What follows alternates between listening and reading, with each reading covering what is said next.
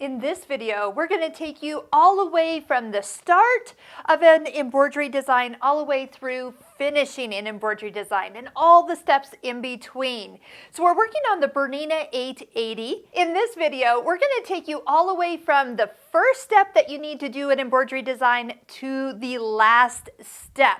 So we're working on the Bernina 880, and I hope that these tips will help you realize what you are doing correct, maybe what you can improve on, so you can be successful with your embroidery projects. Now, just a reminder, if you haven't had a chance yet to check out the Embroidery Essentials online course, this is a great course to really help you expand your knowledge of your machine. It's not about this project, but it's the steps you take to complete this project is really what is beneficial. It's mastering the embroidery machine. But we're going to take you through kind of that first round of understanding what you need to do from the very beginning. Now, I've actually turned on the machine and I'm in the sewing mode, but my embroidery module is on. So I've switched actually between embroidery and sewing. So even though my embroidery module is on and the slide on table is on, by the way, I love using this. It just really works to expand the surface.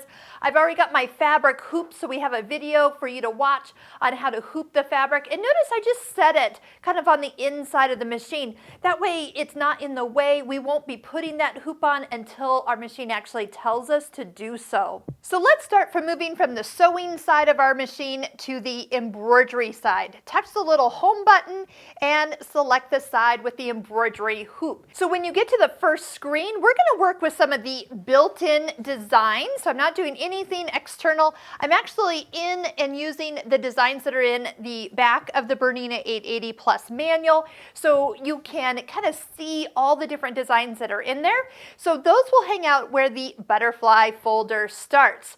Now, one thing I realized the other day is that in each of these folders, yes, there are designs, but there is one folder, folder number 8, that actually has more folders. So if you're wondering where some of your designs are, like I was, I had to actually go into a folder to get to more folders. So inside here are even more designs. I have picked out a design today from that first grouping, and it's actually design 14. This design happens to have 3 colors in it, and so that will allow me to show you just what it takes to change threads in the middle. But the first thing that comes up is number 1, it is not a very big design, and it shows that the medium hoop is the size of hoop it would fit in. Now, I've already hooped for an oval hoop, so the first thing I want to do is actually go to the medium hoop area and select oval hoop. Okay, so that gives us that playground. We know we've got plenty of room if we want to move it around, move it to the top, to the side, or even enlarge or reduce this design, twist it, or add lettering to it, which we're not going to do, but you can see that you would have all that extra area to do so. Make sure foot number 26 is selected. If you haven't done that just yet, touch it and choose number 26. That's your embroidery foot, and then that way everybody will be happy. The feed dogs have already been lowered. That's one thing you don't have to do on the Bernina 880. If you do or go into a stitch or embroidery side, those feed dogs will lower or raise depending on what you're doing.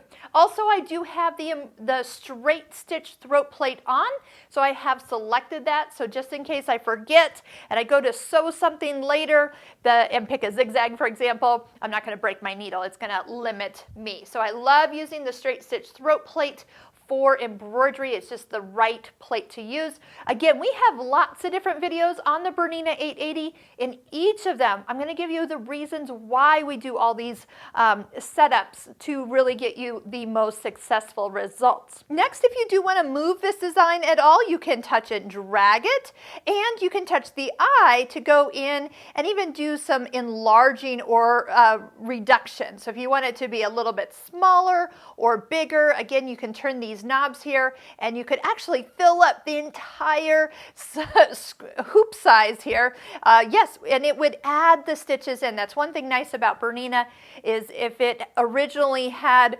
100 stitches in it, now it's got like 1,000 stitches. So it's really amazing that it just can calculate that for us.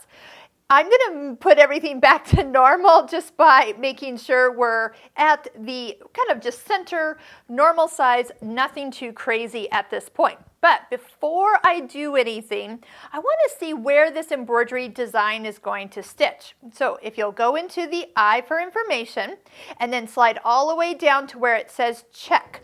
Check is going to move the embroidery arm into position. You kind of heard it. And this is why we don't have our hoop on anytime before, because the machine will tell us when to put the hoop on. So if the arrows are pointing down, that means we can slide our hoop underneath our foot, squeeze those little brackets, and firmly position that onto our embroidery arm.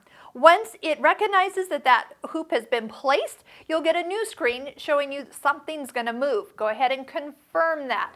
Once you've confirmed it, now the design is on screen, and it's actually went to the first corner up in that top left corner, and it's going to show us, if we touch each of these corners, where that design is actually going to stitch. Now, tell you the truth, most people want to know where the center of that design is. So the little circle with that crosshair is exactly what you want to be touching. So if I've marked my fabric and I know that the center of my design is right here, I can use my knobs to actually bring that design into position, like literally bringing the needle right over that little dot. I know you probably can't see it because my Frixion pen was pink and this is a purple fabric, but I can get right over the top of it, tip my needle down by turning my hand wheel and see if I'm right on top of my location. So that would be the easiest way to know exactly where you're stitching, and then you can also just come back and see, okay, yes, that is kind of my idea of where that design is going to stitch, how big it's going to be. If you want it back in the center, all is good. Now, for getting ready to embroider, touch the little X in the top corner, because what you need to see next is the needle with the dotted stitching line. That is what you're going to push to move from kind of the editing screen, things that we've been playing with, to the embroidery screen. Now we have all different types of functions. Here, I have already threaded up for our first color, but before I stitch it, I just want to walk through a couple things.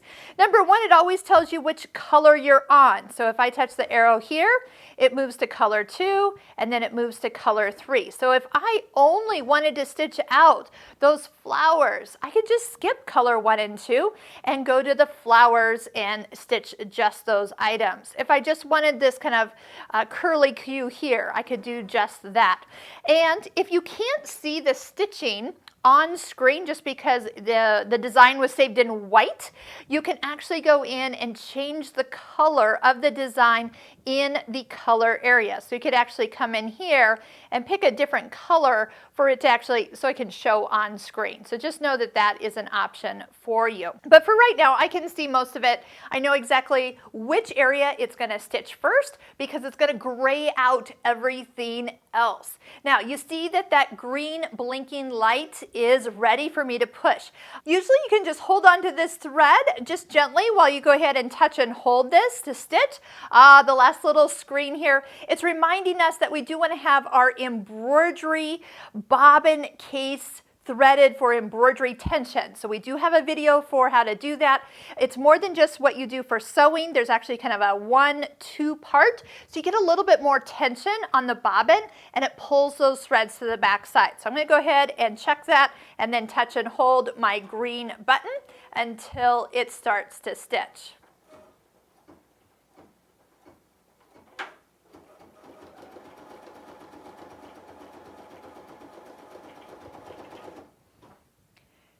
So I'm actually going to stop it because after I held it, the thread does pull out if you have a little tension on it. So then you can just remove this little bit of thread.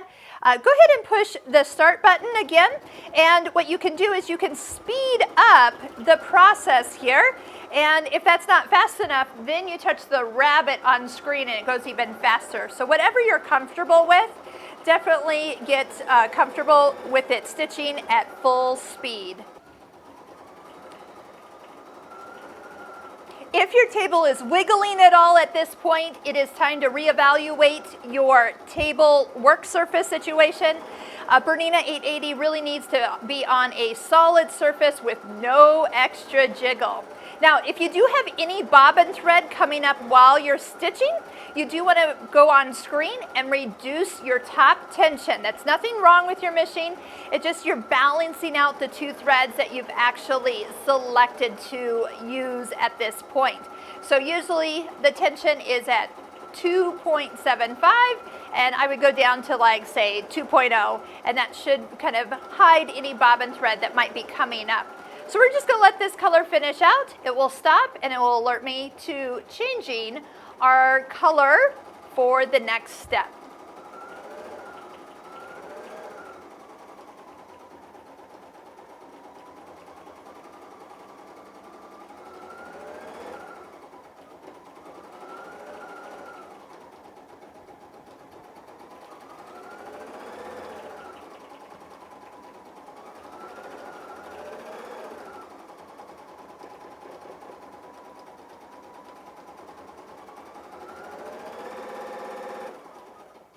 I am a fan of clipping your thread and pulling it out the needle, and then change to your next color.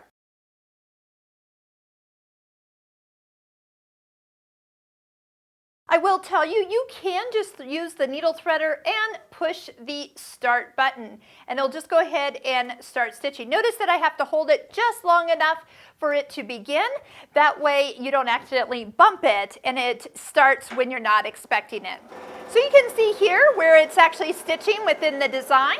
If I do stop it, you'll notice that it still shows you that point. If you have a thread break and it stops for you and it says please check your thread, or your bobbin runs out, you can easily rethread, put your bobbin back in, and you'll be in this little thread with the little X area, and you can actually back up a couple stitches, so when you restart you don't have any little separation or gap from where one stitch ended and the next stitch begins. So you can actually just turn the dial to go back a couple stitches, and it will just back you up, say -5 stitches or something like that. When you touch the green go button, touch and hold, and it will restart exactly where you tell it to start.